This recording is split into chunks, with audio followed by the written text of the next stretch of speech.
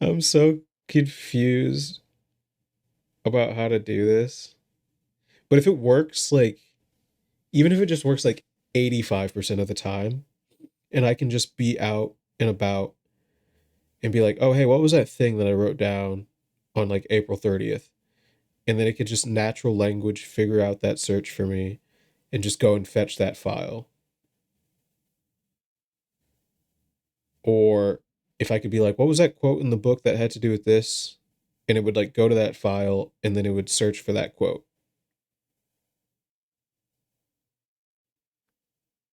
I guess that's how I would use it.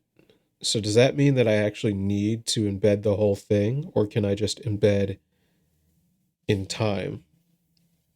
Like, can I embed in real time? And then just like, if I can have all of the file names embedded, I can just find the closest file name match and then just search that one file. And I had tried this method before, but I tried it in a way where I looked at this biggest chunks that I could get, and then I would choose the best big chunk. And I didn't talk about chunks, but you can imagine just chunks as being this. This is a chunk, and this is a this yellow these yellow things over here are chunks. So this is a small chunk. This is a big chunk.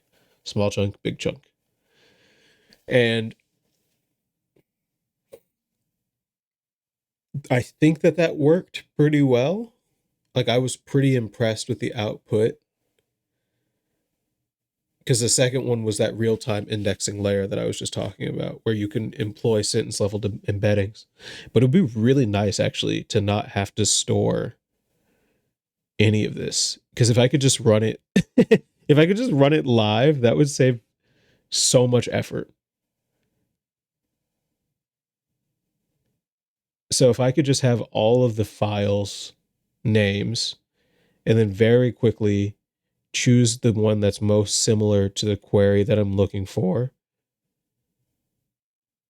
and then go into that file and embed it as a sentence level embedding, and then take the result of that and give that back to the user.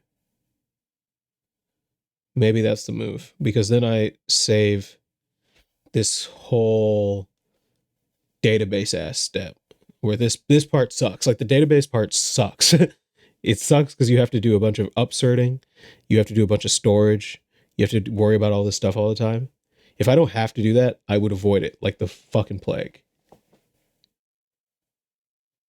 And I might not have to, like, right? I might just be able to. Okay, so I'm gonna run a test scenario and we'll see how this does. But first I'm gonna BRB and go to the bathroom, and then we'll come back into Visual Studio Code and test that out.